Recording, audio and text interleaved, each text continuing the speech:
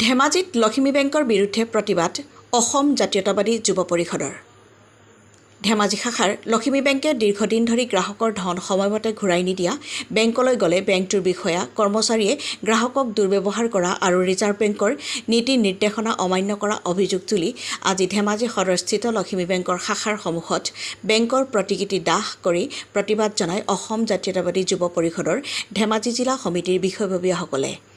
ইপিনে প্ৰতিবাদৰ অন্তত বেংকটোৰ ময়মতালিৰ বিৰুদ্ধে যথোচিত ব্যৱস্থা গ্ৰহণ কৰিবলৈ ধেমাজি জিলা আয়ুক্তকো এখন অভিযোগ পত্ৰ দাখিল কৰে। লখিমী বেংক ধেমাজি চিলাপথাৰ আপোনাৰ মাছখোৱা আৰু বৰদলনিতে আছে। ইয়াত কিন্তু গ্ৰাহকসকলে যি আৰ ডি খোলে, আৰ ডিসমূহ এবছৰীয়া বা 14 মাহৰ কাৰণে থাকে। কিন্তু গ্ৰাহকসকলে সেই 14 মাহ সম্পূৰ্ণ কৰাৰ পাছতো তেখেতলোকে যি ধন গোটেই মূল্যে ঘূৰাই পাব লাগে, সেই ইয়াত কিন্তু তেওঁলোকক কিছুমান নীতি নিৰ্দেশনা দেখুৱাই সেই লেহেমীয়া গতিৰে সেইসকল গ্ৰাহকক ধন দিয়া অভিযোগ উঠিছে। আমি কৈছোঁ যে যিসকল গ্ৰাহকৰ ধন তেওঁলোকে আৰ ডি সম্পূৰ্ণ হোৱাৰ লগে লগে দিয়াৰ ব্যৱস্থা গ্ৰহণ কৰক। যিহেতু আমি আগতেও দেখিছোঁ চাহাৰা, ৰ'জভেলী, এপি লেণ্ডৰ দ্বাৰা বৃহৎ প্ৰতিষ্ঠান আছিলে। সেই প্ৰতিষ্ঠানসকলে ধেমাজি গ্ৰাহকৰ ধন তেওঁলোকে সৰলুকি কৰি ইয়াৰ পৰা পলায়ন কৰিছে।